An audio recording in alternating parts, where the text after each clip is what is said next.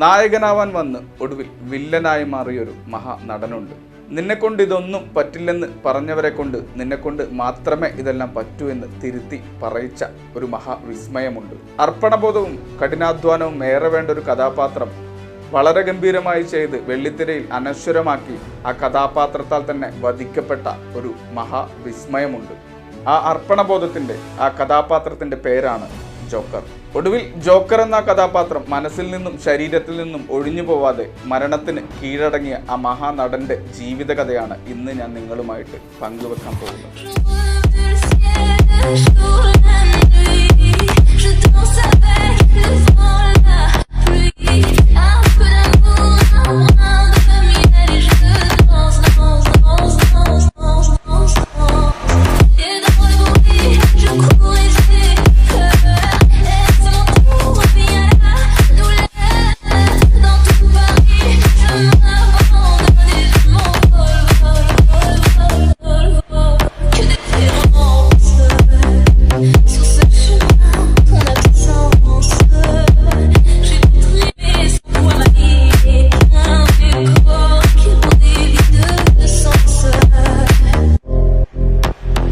Joker കഥാപാത്രങ്ങളെ അറിയാത്ത ഒരു മലയാളിയും ഉണ്ടെന്ന് ഞാൻ കരുതുന്നില്ല.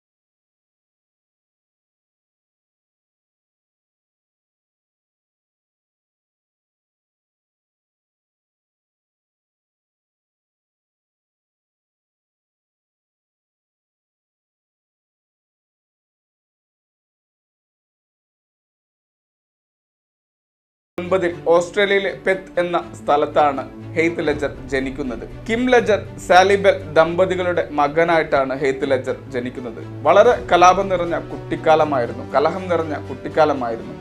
അച്ഛനും അമ്മയും നിരന്തരം വീട്ടിനുള്ളിൽ കലഹിച്ചിരുന്നു. ഭീതി നിറഞ്ഞ ഈ ദിവസങ്ങൾക്ക് ഒടുവിൽ അച്ഛനും അമ്മയും വേർപിരിയുകയാണ്.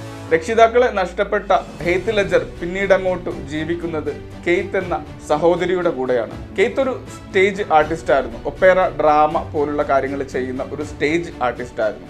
10ാം വയസ്സിലായിരുന്നു ഈ സംഗതികളെല്ലാം നടക്കുന്നത്.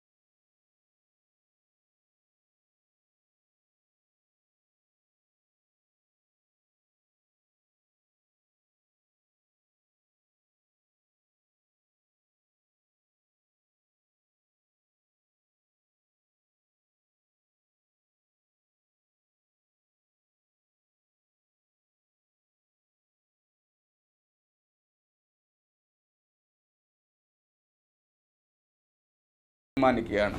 പുതിയ ആളുകളെ കണ്ടെത്താൻ വേണ്ടി അങ്ങനെ ഒരു ഓഡീഷൻ വെക്കുകയാണ്. ഈ ഒരു ബാറ്റ്മാൻ 2 സീരീസിലെ ഒരു നടനാവുക എന്നുള്ള ലക്ഷ്യത്തോടെയാണ് ഹെയ്ത്ത് ലെഡ്ജർ ഈ ഒരു ഓഡീഷനിൽ പങ്കെടുക്കുന്നത്. യഥാർത്ഥത്തിൽ ഹെയ്ത്ത് ലെഡ്ജർ ഇവിടെ വരുന്നത് ബാറ്റ്മാനായിട്ട് അഭിനയിക്കാൻ വേണ്ടിയിട്ടാണ്. നായക കഥാപാത്രം ചെയ്യാൻ വേണ്ടി ആണ് അദ്ദേഹം ഓഡീഷൻ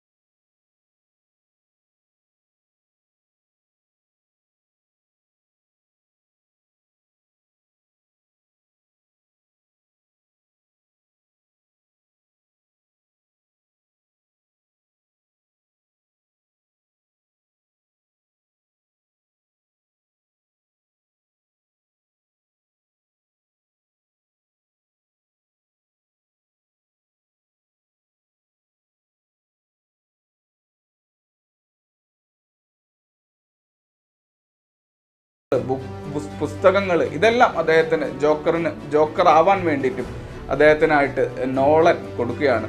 പിന്നീട് അങ്ങോട്ട് ഹെയ്ത്ത് ലെഡ്ജറിന്റെ ജീവിതം വളരെ വ്യത്യസ്തമായിരുന്നു. അദ്ദേഹം ഒരു ഹോട്ടൽ മുറി എടുത്തു. ഈ ഹോട്ടൽ മുറിയിലായിരുന്നു വരാൻ പോകുന്ന 42 ദിവസവും അദ്ദേഹം കഴിഞ്ഞത്.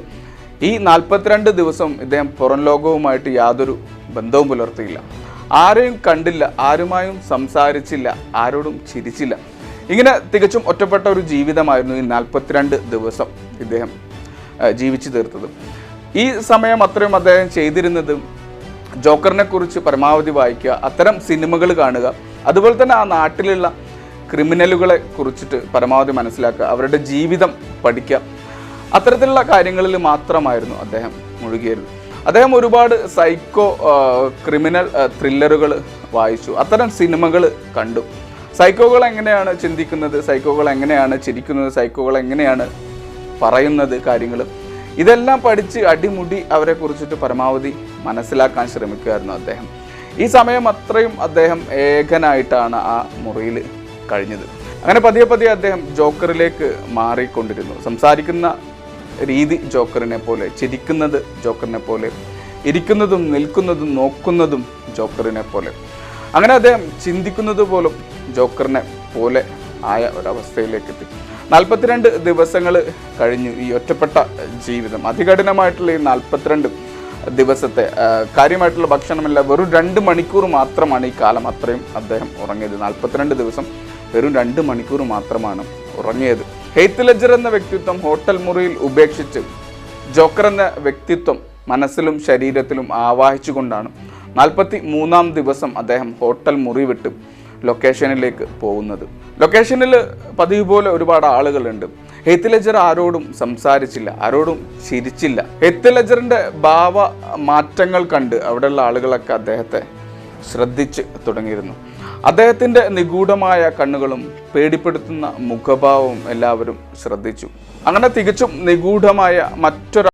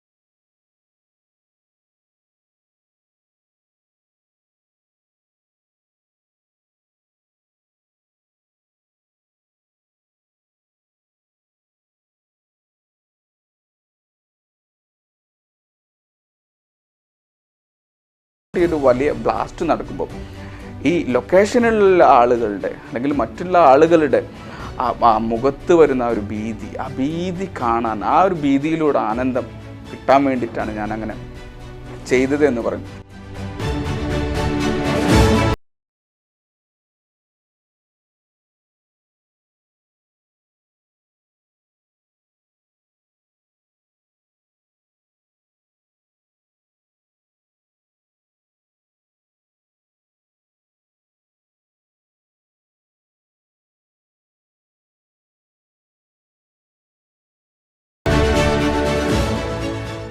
അതുപോലെ തന്നെ ഇതിൻ്റെ ഒരു മേക്കപ്പ്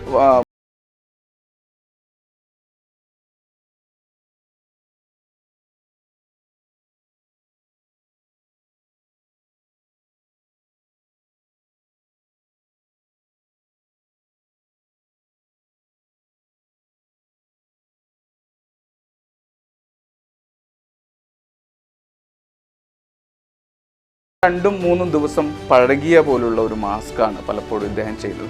അതുപോലെ തന്നെ അതിലെ വളരെ നമ്മളൊക്കെ ശ്രദ്ധിച്ച ഒരു സംഗതിയാണ് കവിളിലുള്ള ഒരു കീറലും സ്റ്റിച്ചിങ്ങും കാര്യങ്ങളും.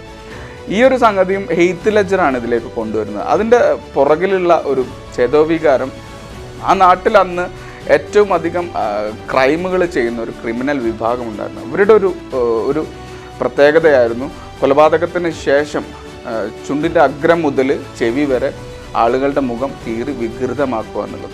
ആ ഒരു രീതിയിൽ നിന്നാണ് ഹെയ്ത്ത് ലെഡ്ജർ ഈ കവിളിലുള്ള ഈ ഒരു സ്റ്റിച്ചൊക്കെ ഈ ഒരു മേക്കപ്പിലേക്ക് കൊണ്ടുവരുന്നത്. അതുപോലെ തന്നെ അദ്ദേഹത്തിൻ്റെ പുരികങ്ങൾ നോക്കിയാൽ നമുക്ക് മനസ്സിലാകാം. ചാർലി ചാപ്ലി മൂവികളിലെ വില്ലൻ കഥാപാത്രം ചെയ്യുന്ന വളരെ വണ്ണം കൂടിയ ഒരാളുണ്ട്, എറിക് കെമ്പൽ. ഈ എറിക് കെമ്പലിൻ്റെ ഒരു പുരികമൊക്കെയാണ് ഹെയ്ത്ത് ലെഡ്ജർ ഈ ഒരു ജോക്കറിലേക്ക് കൊണ്ടുവന്നിട്ടുള്ളത്. അദ്ദേഹം ഈ മേക്കപ്പ് ഒരിക്കലും റിമൂവ് ചെയ്യാൻ സമ്മതിച്ചിരുന്നില്ല.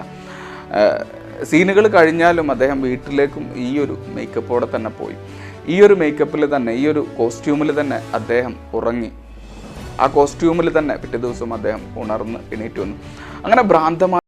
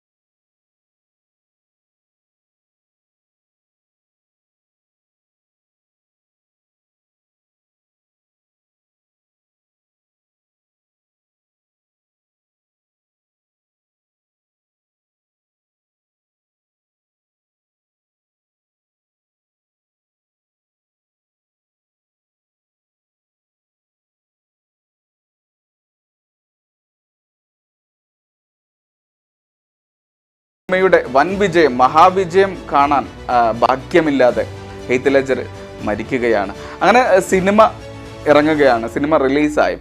ഇതുവരെ ലോകം കണ്ടതിൽ വെച്ച് ഏറ്റവും വലിയ വിജയമായിരുന്നു ആ ഒരു സിനിമക്ക് ഉണ്ടായത്. ഹെയ്ത്ത് ലെഡ്ജർ സ്വന്തം ഇഷ്ടപ്രകാരം അഭിനയിച്ച, തകർത്തഭിനയിച്ച, ഭ്രാന്തമായി അഭിനയിച്ച സീനുകൾ മൊത്തം കട്ട് ചെയ്യാതെ തന്നെ നോളൻ അതിൽ ഉൾപ്പെടുത്തുകയുണ്ടായി. ഈ സീനുകൾക്കെല്ലാം ഓരോ ചലനങ്ങൾക്കും തിയേറ്ററിൽ നിന്ന് ആരവം ഉണർന്നു. ഈ കഥാപാത്രത്തെ അന്നത്തെ സിനിമാ പ്രേമികൾ ഏറ്റെടുത്തു. അങ്ങനെ ലോകത്തിലെ ഏറ്റവും അധികം ആരാധകനുള്ള ഒരു വില്ലനായിട്ട് ഹെയ്ത്ത് ലെഡ്ജർ മാറി. അങ്ങനെ വൻ വിജയം നടന്നുകൊണ്ടിരിക്കുമ്പോൾ തന്നെയാണ് ഈ ഒരു സിനിമ ഓസ്കാറിലേക്ക് പരിഗണിക്കുന്നത്. അങ്ങനെ ലോകത്തിൽ ആദ്യമായിട്ട് വില്ലൻ കഥാപാത്രം ചെയ്ത ആൾക്ക് ഒരു ഓസ്കാർ അവാർഡ് ലഭിക്കുകയാണ്. അത് ഹെയ്ത്ത് ലെഡ്ജറിനായിരുന്നു. പക്ഷേ ഈ ഓസ്കാർ സ്വീകരിക്കാൻ അദ്ദേഹം ഉണ്ടായിരുന്നില്ല. അദ്ദേഹത്തിൻ്റെ ജീവിതത്തിലെ 2 പ്രധാന അഭിലാഷങ്ങളായിരുന്നു, 2 പ്രധാന ആഗ്രഹങ്ങളായിരുന്നു. ഒന്നാമത്തേത് ഒരു ഓസ്കാർ ലഭിക്കുക എന്നുള്ളത്, രണ്ടാമത്തേത് അദ്ദേഹത്തിൻ്റെ പിരിഞ്ഞുപോയ മാതാപിതാക്കൾ ഒന്നിക്കുക എന്നുള്ളത്. അപ്പോൾ ഈ ഒരു ഓസ്കാർ വേദിയിലാണ് ഇവർ ഒന്നിച്ച് വരുന്നത്. അങ്ങനെ ഒന്നിച്ച് വന്നുകൊണ്ടാണ് ഹെയ്ത്ത് ലെഡ്ജറിന് ലഭിച്ച ഓസ്കാർ കണ്ണീരോടെ വളരെ വൈകാരികമായിട്ടുള്ള ഒരു സീനായിരുന്നു അത്. അപ്പോൾ ഈ ഓസ്കാർ വേദിയിൽ അച്ഛനൊക്കെ കരഞ്ഞുകൊണ്ടാണ് ഈ ഒരു ഓസ്കാർ വാങ്ങുന്നത്.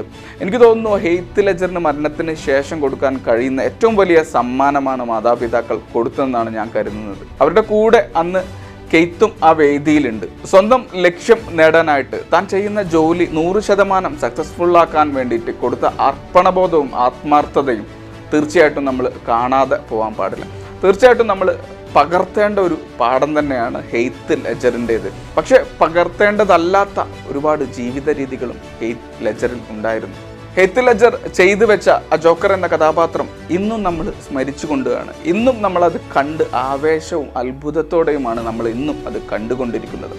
കാലം എത്ര കഴിഞ്ഞാലും, ഇനി എത്ര സീരീസുകൾ ഇറങ്ങിയാലും, ഇനി എത്ര ജോക്കർമാർ ഇവിടെ തകർത്തഭിനയിച്ചാലും ഹെയ്ത്ത് ലെഡ്ജർ ചെയ്ത ജോക്കർ എന്ന കഥാപാത്രത്തിൻ്റെ തട്ട് താണു തന്നെ ഇരിക്കും. ഹെയ്ത്ത് ലെഡ്ജർ എന്ന മഹാ നടന വിസ്മയത്തിൻ്റെ മുന്നിൽ ആദരവർപ്പിച്ചുകൊണ്ട് ഇന്നത്തെ അധ്യായം ഇവിടെ അവസാനിക്കുകയാണ്.